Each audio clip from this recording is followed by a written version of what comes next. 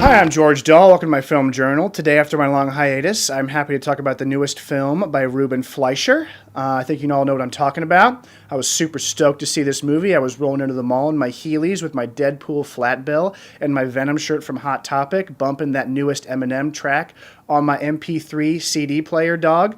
I think y'all know what I'm talking about. Venom. Look into my eyes, Eddie. The way I see it. We can do whatever we want. And this is a movie that sort of comes out of a time warp. This movie does feel like it's from the era of 2007's Ghost Rider or Blade Trinity or Sci-Fi Channel's Man-Thing television show. And it does sort of exist in what would be a vacuum in which Marvel Studios never revolutionized what the superhero film could be. With the opening of the film, we were introduced to Tom Hardy's character of Eddie Brock.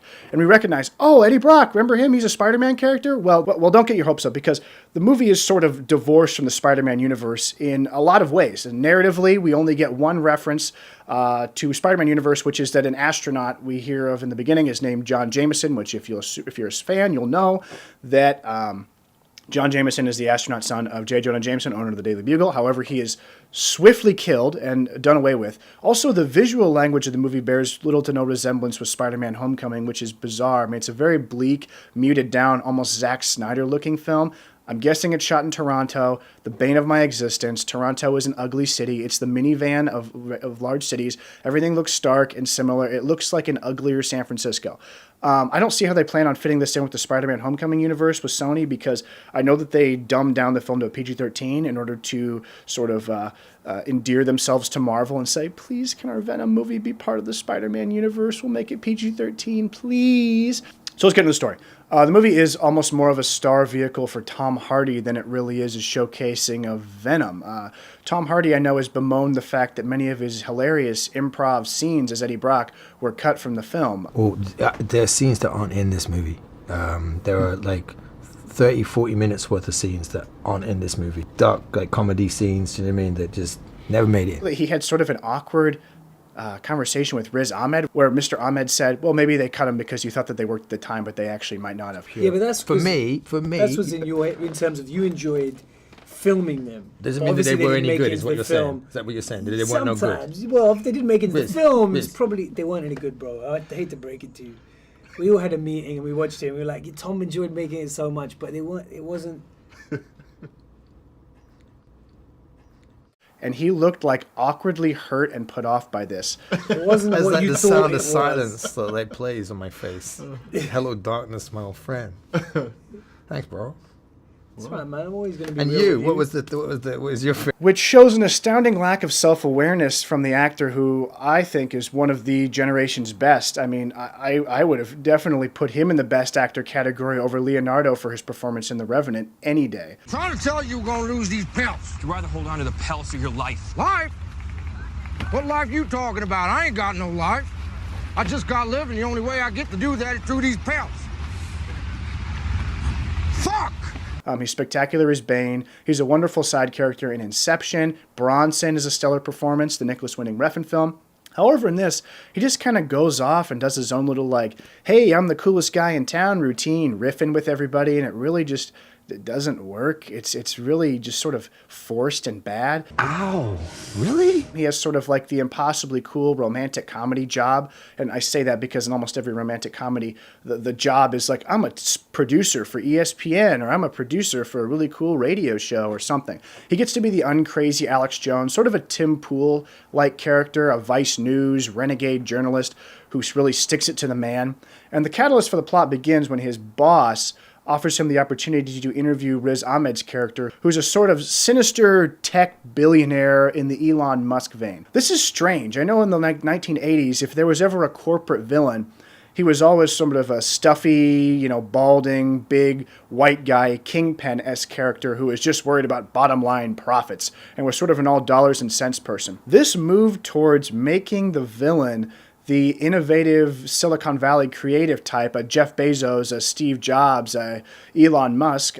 We saw this also in the rebooting of the Lex Luthor character in Man of Steel. He is a riff on Mark Zuckerberg. There's sort of a dichotomy between really idolizing and loving these innovators and also sort of being wary of them, that they're so smart that they may have left humanity behind. I mean, this is entered the lexicon when Joe Rogan adamantly referred to Elon Musk in his controversial weed-smoking interview as, you must be a space alien. You must be someone who is divorced from humanity. And that's similar for Riz Ahmed here, who is sending his, a la Elon Musk, manned private spaceships into the galaxy to search for sort of strange things that he believes are on a meteorite. Turns out it is the iconic symbiote. One of the specimens gets loose and begins to wreak havoc. He keeps the remaining specimens and begins human testing.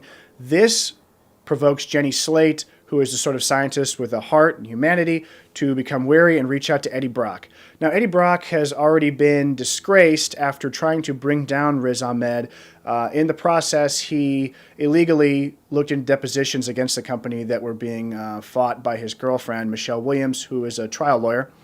And his scenes with her in the beginning, in which they are awkwardly having the obligatory dinner where they're, sort of bantering between each other, was so awkward and bad. I assumed that her character would be offed as the sacrificial catalyst for revenge on Eddie Brock's part. However, that's not exactly what happens. And there is a nice twist, which is one of a few good things I can recommend about the film. This movie has probably 30% really nice, good things for me. It's not all bad. Carlton Drake believes that the union between human and symbiote is the key to our evolution. Eddie Brock is living, out-of-work journalist in a dumpy apartment, and he is sort of drinking a lot of Pabst Blue Ribbon and just sort of bumming around when the opportunity to get revenge on Riz Ahmed rises his head. In a scene that's very suspenseful and cool, he goes into the corporation's headquarters and he encounters all of the mutilated and quite frightening human test subjects who attack him in sort of, a jump scare a la, traditional horror film. Remember, this film was released in October, so I was expecting a little bit of that, and to that end, I was pleased.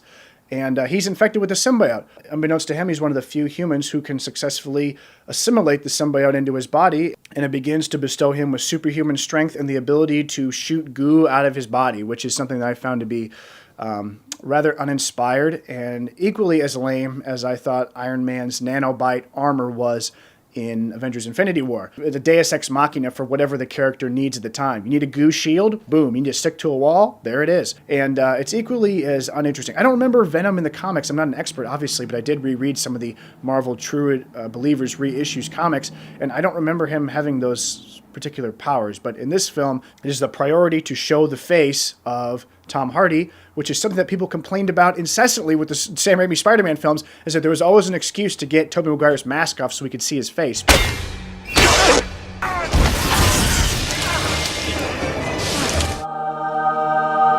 Because at the end of the day, it was more of a star vehicle than a piece about the movie, about the superhero. You gotta take it off. So, continually, Eddie Brock is embroiled in various chases as Riz Ahmed tries to hunt him down and retrieve his symbiote and bring him back for testing. He fights sort of various private security militia guards. There seems to be an unending supply of them, defeats them all with the goo monster. Venom and Tom Hardy begin to have sort of like an interplay where they speak to each other.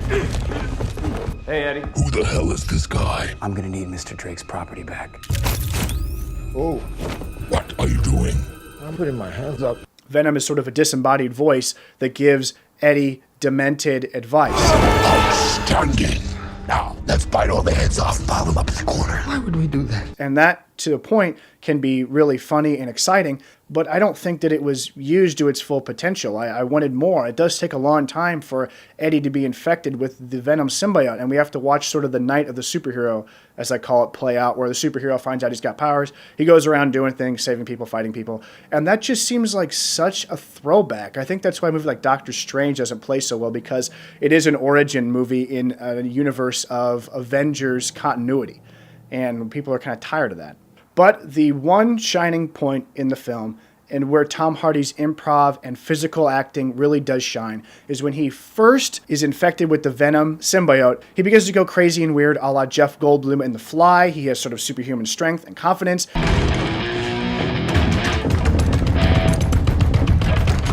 Yeah.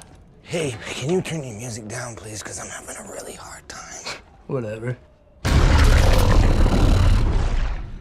Yeah, sure, man. Yeah, I'll just turn right down. Thank Sorry. you. Thank you. He begins to scrounge and eat and drink beer and eat chicken out of the trash and shove his hand to the lobster tank of a fancy restaurant and eat a live lobster. There's various debates between him and Venom about whether or not he should eat the heads of his victims, which would be very gruesome and memorable if the film wasn't PG-13 and completely bloodless and therefore lifeless. The film culminates in an unimpressive and boring action scene in which Riz Ahmed is trying to go to space for some reason. I don't know. I left to go to the bathroom like halfway through and I checked some emails. And they have a big goof fight that's about as boring and tedious as anything I've seen since the Abomination versus Hulk fight in The Incredible Hulk, and about as inspired as the Ironmonger versus Tony or Whiplash versus Tony fights in Iron Man films. Apparently, all we can think to do with the initial film of the series is to have two characters fight the sort of doppelganger of our hero, and it's not very exciting or interesting, and the sort of epilogue goes on too long, and it's sort of weird, and we get one funny line from Venom in which he says he's going to eat and dispose of a villain. We will eat both your arms and then both of your legs, and then we will eat your face right up your head. And I guess it's supposed to be kind of endearing and laugh, but we don't know Venom very well. He confides to Eddie that he's going to stay and fight on his side because he likes him, but I don't know exactly why. They don't have very much of a bond. I would have liked to have seen more of that. There's one scene where they speak and the head becomes sort of like the James Cameron head in The Abyss, in which it speaks to Eddie and lays out his plans, which is fun. And I'll give it to Tom Hardy, man. He commits and he gives a very physical performance. We have to wait for anything compelling as far as the villain goes until the end when we get the tease that Woody Harrelson will be playing the much more fearsome and interesting villain of Carnage in the following film. I don't see why he couldn't have been the villain in this, and perhaps Riz Ahmed's facilitating of the symbiote to Earth could have just been a lark of a scientist who doesn't know what sort of forces he's meddling with, and at the same time, two characters, Eddie Brock and Cletus Cassidy, who perhaps could have had a relationship at the beginning of the film that was contentious, could both be infected with the Venom symbiote, and that would have been a far more interesting film. However, people are taking what they can get, apparently, and the film is just raking in cash. Disappointed with Ruben Fleischer and his career. Zombieland was a film that I thought was fine. I liked Gangster Squad marginally. The thing that I like about both those films is that they had great ensemble casts and really colorful palette that really popped. They kind of reminded me of the American Matthew Vaughn. I know the guy's at a string of flops, and so he's trying to just be the studio errand boy and do the right thing, but the color palette for this is poor and just kind of ugly and gray, and there's not much to recommend here other than the great transformation process and into Venom on behalf of Tom Hardy. I would like to see a sequel. I think that the design of Venom could be improved. He looks kind of strange, and just like with Man of Steel, the doing away of the red underwear, I know it might not make sense in the universe of your film or seem goofy or anachronism, but the red underwear is a design element that makes the costume work. Same with the big white spider on Venom's chest, which is sorely missed, and they sort of compensate for giving him like creepy sort of phallic white veins all over his body, which are just kind of unsettling. He looks just sort of like a fat sausage.